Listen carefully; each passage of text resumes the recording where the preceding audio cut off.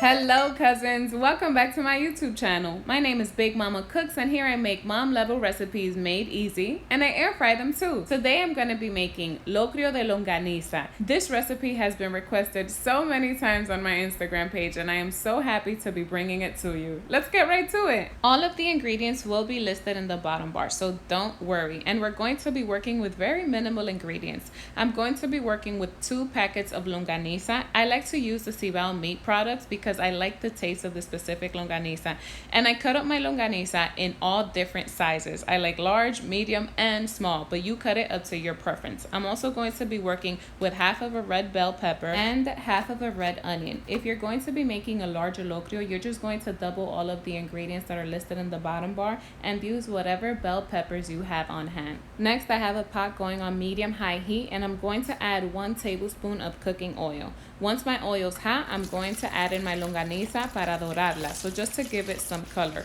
Within 2 minutes, I'm just going to flip all of my longaniza over, and then I'm going to add my 1 chicken bouillon cube that I'm going to crumble up. I'd like to note that I like to use a chicken bouillon cube from the Maggie brand, specifically the one with the chicken that has the black outline, because that's the one with the Dominican flavors. Then I'm going to add in 1 tablespoon of garlic paste. I have this recipe up on my Instagram page. And then I'm going to add in 2 tablespoons of my homemade sofrito. I have this recipe up on my YouTube channel. The link is above. Then I'm going to add in my veggies and mix everything really well together to incorporate these flavors.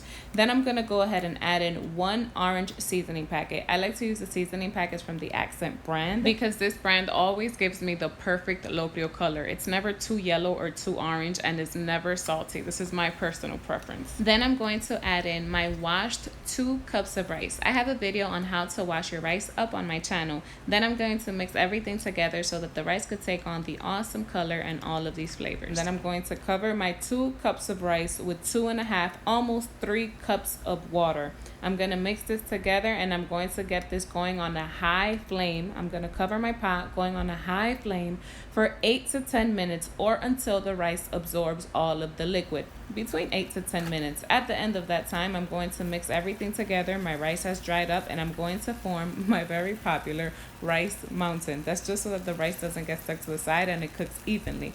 Then I'm going to cover my rice with aluminum foil and cover my pot. I'm going to lower my flame to low. Don't forget to lower your flame to low. You're going to cover this for 25 minutes. Set a timer. At the end of those 25 minutes when we return, your locrio de longaniza is done. Yes, just like that, you have finished making locrio de longaniza.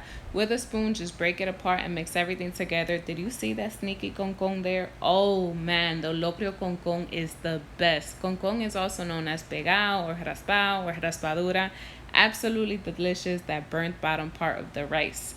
I hope you enjoyed this recipe the way my family devours this recipe. They love them some locrio de longaniza. Let me know in the comments how you make your locrio de longaniza. Was there anything different here? Let me know. Thank you for watching, cousins. See you again next time.